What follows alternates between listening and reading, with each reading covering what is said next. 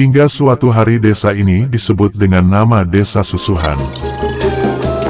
Assalamualaikum warahmatullahi wabarakatuh.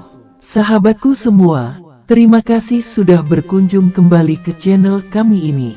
Semoga kita selalu dalam limpahan rahmat Allah Subhanahu wa Ta'ala. Saudaraku dimanapun berada, suatu wilayah atau desa sudah bisa dipastikan memiliki sejarah asal-muasal berdirinya, bahkan terbentuknya hingga bisa membentuk sebuah pertalian hubungan karakteristik antar sesama warga yang tinggal bersama di daerah tersebut. Saudaraku, kali ini kita akan mengupas tuntas sebuah kisah seorang ulama sufi besar yang hidup sekitar abad 17, di mana beliau menjadi tokoh sentral terbentuknya nama-nama daerah yang berada di sepanjang bantaran Sungai Brantas mulai dari alun-alun Kediri hingga Brodot yang terletak di sebelah timur Pakuncen atau Kertosono Lama. Kisah ini bersumber dari berbagai buku karangan ulama Kelutan Ngeronggot dan berbagai kisah turun-temurun dari para leluhur. Pada episode sebelumnya dikisahkan bahwa Ki Ageng Korean beserta Cantrik Patih yang akan dijadikan tumbal kambing hitam dihujani peluru dan tembakan dari segala arah oleh pasukan Kadipaten dan Belanda.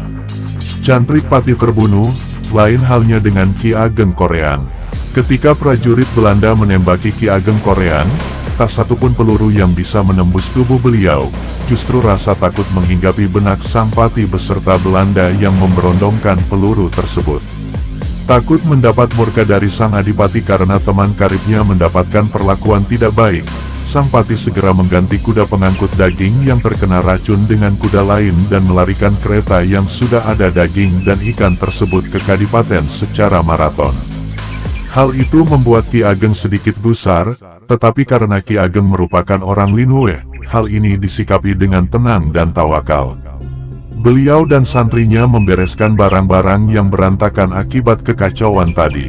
Lain halnya dengan Patih dan tentara Belanda yang masih berlari, ada yang sambil menaiki kereta yang berisi ikan dan daging yang sudah diracun, serta membawa pulang mayat cantriknya di jalan sambil mengarang alibi bagaimana agar Sang Adipati tidak menyalahkannya, dan bagaimana supaya justru malah mendukung dan berterima kasih padanya.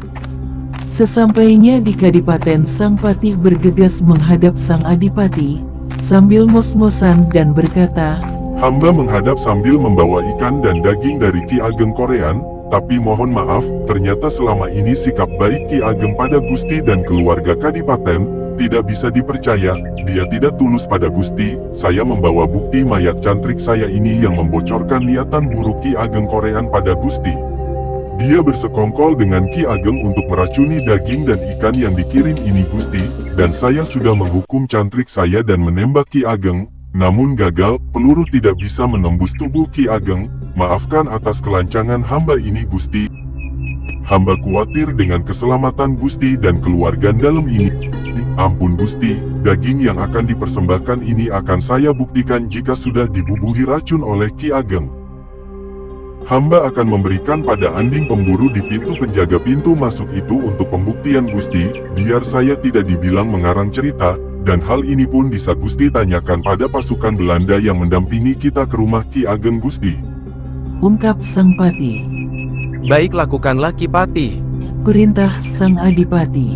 Sang Patih bergegas memberi makan Anding penjaga yang dimaksud. Sambil menunggu beberapa menit, alhasil, Anding pun mati dengan mulut berbusa. Sang Adipati matanya terbelalak, sambil menahan marah yang luar biasa. "Kurang ajar, kenapa Ki Ageng berani membalas kebaikan saya dengan perbuatan keji seperti ini?" Murka Sang Adipati. "Ampun Gusti, sebelumnya saya pernah menggali informasi tentang latar belakang Ki Ageng Korean. Ki Ageng ternyata seorang telik sandi Mataram yang ditugaskan memata-matai raja-raja maupun adipati-adipati yang berada di Brangwetan ini Gusti. Jadi hal wajar jika Ki Ageng Korean bermaksud menghabisi kita, karena kita dekat dengan Adipati Wirasaba maupun Raja Surabaya yang membangkang ke Mataram Gusti," ungkap Sang Patih. Sang Adipati pun jadi lebih murka pada Ki Ageng Korean berdasarkan alibi dusta yang diciptakan Sang Patih.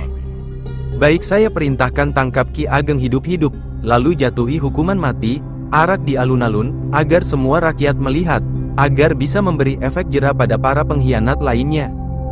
Perintah Sang Adipati pada Sang Pati. Hal ini dikarenakan terhasut ucapan Sang Pati tersebut. Sendiko dawuh Gusti. Ungkap Sang Pati. Sang Pati pun mohon pamit dan bergegas menjalankan tugasnya. Dikumpulkan pasukan kadipaten dengan senjata komplit ditambah beberapa regu pasukan Belanda dengan senjata senapan, sekaligus mempersiapkan alat-alat berupa bronjong, tali dan lainnya yang akan digunakan menghukum Ki Ageng.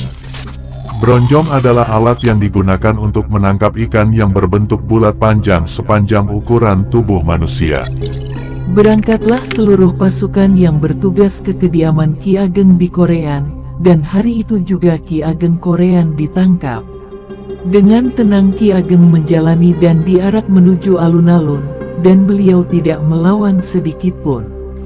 Sesampainya di alun-alun Doho, beliau diikat dalam bronjong, diikat kuat-kuat dan dibawa ke Sungai Brantas yang letaknya tidak jauh dari alun-alun tersebut.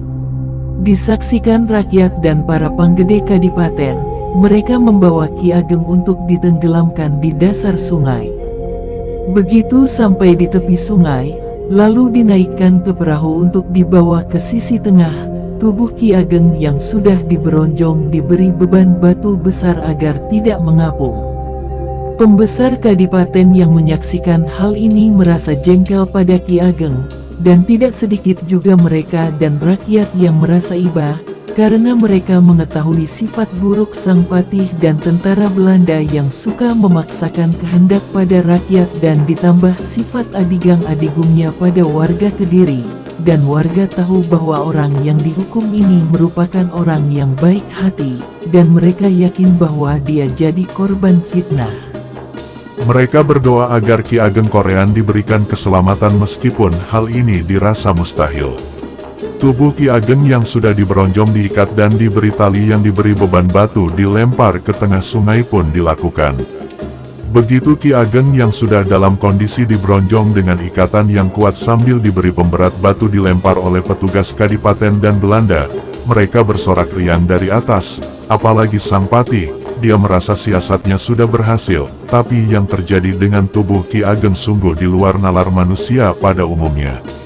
Tubuh yang tidak bisa bergerak tersebut langsung dari bawah sudah ada yang menyambut, yakni sosok buaya yang menjadi teman akrab Ki Ageng saat memancing dahulu. Dia memberi bantuan membawa tubuh tersebut naik kembali dan menggigit tali pemberat batu dengan giginya, tetapi membutuhkan waktu yang lama, dikarenakan kuatnya tali pengikat pemberat batu tersebut. Setelah terputus tali pemberatnya, Ki Ageng di bawah mengikuti arus sungai ke arah utara sambil sesekali menampakkan tubuh Ki Ageng ke atas agar bisa bernafas. Hal ini tidak diketahui oleh Belanda dan prajurit kadipaten.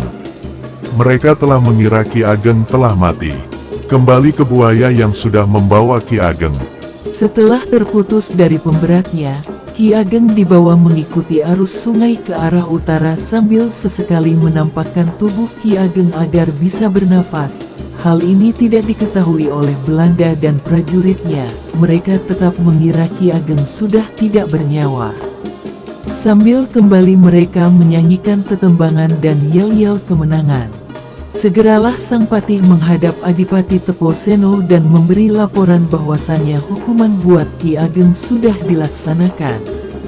Untuk sementara mereka merayakan dengan sukacita. Kita kembali ke buaya yang telah membawa tubuh Ki Ageng yang masih diberonjong. Di dalam air terjadi komunikasi yang dilakukan oleh beliau dengan sang buaya. Sang buaya berkata, Panjenengan saya turunkan di sini iya Ki. Ki Ageng menjawab, Jangan Mbah, ini masih di dalam wilayah teritorial Kediri. Jawab Ki Ageng. Sang buaya bertanya, Panjenengan kok bisa tahu Ki? Ki Ageng Korean menjawab, Coba lihat di tepi sungai itu, masih ada bunga tunjung yang warnanya biru. Ini merupakan tanda khusus, karena bunga tunjung biru adanya cuma di wilayah Kediri ini saja, lainnya tidak didapati, karena bunga ini sebagai pertanda jika kita masih di teritorial Kediri. Jika dipergoki prajurit, kita bisa ditangkap kembali oleh prajurit. Perlu diketahui bahwa bunga tunjung biru pada saat itu merupakan bunga yang adanya hanya bisa hidup di tanah Kediri saja. Mendengar penjelasan Ki Ageng, buaya mengangguk pertanda bisa memahaminya. Ketika hendak memunculkan tubuhnya yang masih berada di posisi timur, secara kebetulan ada salah seorang prajurit kadipaten yang meronda melihat hal tersebut. Dia mengetahui bila bronjong yang tadi diberi pemberat batu yang ditenggelamkan bergerak ke tengah. Betapa terkejutnya prajurit tersebut. Dia langsung bergegas melaporkan hal ini ke Kadipaten, segera menghadap Ki Patih dan menceritakan apa yang dilihatnya. Apa kamu tidak salah lihat prajurit? Tanya sang Patih. Hamba bersedia dihukum jika hamba bohong Gusti. Jawab prajurit tersebut. Sang Patih bergegas memerintah prajurit dan meminta regu pasukan Belanda memburu Ki Ageng dan menyisir sungai dari selatan dengan perahu dan pasukan berkuda juga pasukan yang berjalan kaki. Mereka langsung bergerak. Begitu mereka sampai di tempat tersebut, tidak didapati seperti apa yang dilaporkan. Mereka lalu menyebar sambil bersiaga menyisir sungai, ada di barat, timur, dan juga di sungai. Mereka memblokade setiap titik-titik dermaga yang dicurigai akan digunakan naik oleh Ki Ageng. Karena hal ini, tempat yang dimaksud namanya diperkuat dengan nama Desa Enjung Biru. Ki Ageng yang masih ada di tepi aliran arus di timur, bersama sang buaya penolongnya mengikuti arus sungai Brantas. Beliau mengetahui jika beliau kembali diburu disebabkan karena kena pergoki prajurit yang meronda. Beliau sementara bersembunyi di bawah pohon yang banyak didapati sarang burung seliti dan juga burung manyar. Untuk sementara beliau di sana bersembunyi di bawah pohon yang ada susu atau sarang burung seliti dan manyar tersebut. Hingga suatu hari desa ini disebut dengan nama Desa Susuhan. Dirasa aman dari pantauan prajurit, beliau dibawa mengikuti arus ke utara kembali ke tengah. Dari tengah beliau bisa melihat tepian atau gampeng yang ramai. Tepi sungai atau orang Jawa menyebutnya gampeng saat itu ramai prajurit Kediri dan Belanda yang memburunya dikarenakan terlalu banyaknya mereka. Maka di kemudian hari tempat keramaian tersebut dinamakan Desa Gampeng Rejo atau bahasa Indonesianya tepian sungai yang ramai sekali. Merasa agak aman beliau mengikuti arus ke utara dan bermaksud menepi di pinggir timur, tetapi beliau ketahuan pasukan Belanda dari tepi sungai. Lalu diberondong peluru kembali, hingga di kemudian hari, tempat tersebut dinamakan Minggiran. Menghindari tembakan peluru tersebut, beliau kembali bergerak ke tengah.